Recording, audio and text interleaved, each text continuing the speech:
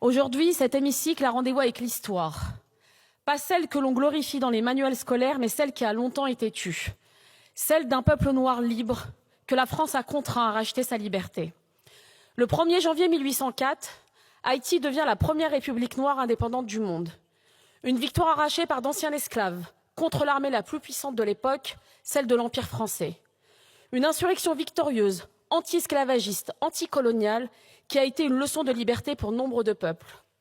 La France quittera ainsi Haïti, mais y reviendra en 1825, lorsque Charles X imposera sous menace militaire une rançon de 150 millions de francs or pour indemniser les anciens colons.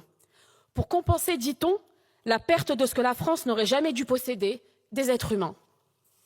Ce que la France a fait ce jour-là, c'est une extorsion, c'est une punition, c'est une leçon de soumission infligée à tout peuple colonisé qui osa, 20 ans plus tôt, prendre sa liberté sans permission.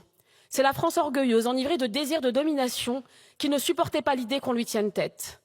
Pourtant, Haïti a payé, et elle a payé jusqu'au dernier centime. Mais elle ne l'a pas seulement fait avec une montagne d'argent, elle l'a fait avec ses terres bradées, avec son économie saignée et avec ses générations sacrifiées.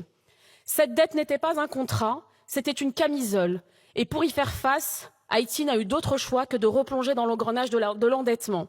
Auprès des banques françaises d'abord, britanniques ensuite, puis américaines, livrant jusqu'à ses recettes douanières à des créanciers étrangers.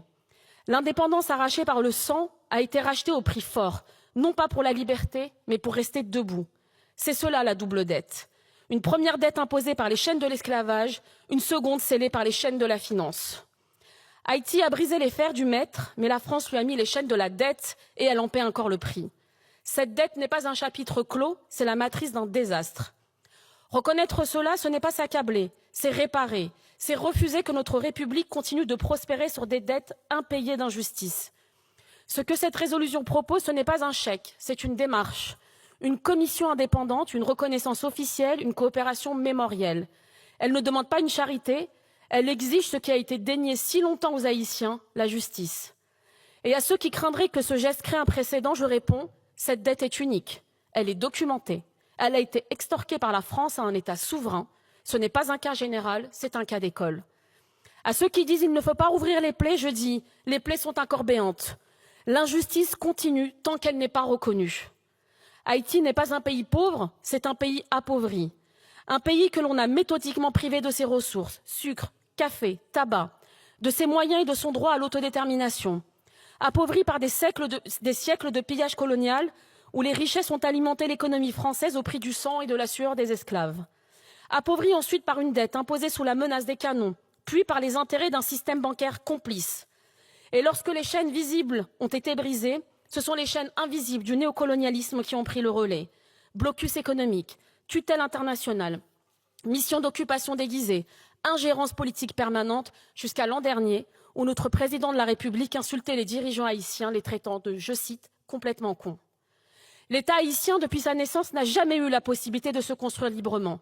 Chaque tentative de souveraineté a été étouffée par des puissances qui ne supportaient pas qu'un peuple noir se gouverne lui-même. Et parmi les premiers responsables de cet appauvrissement, il y a un nom qu'on ne peut esquiver, celui de la République française.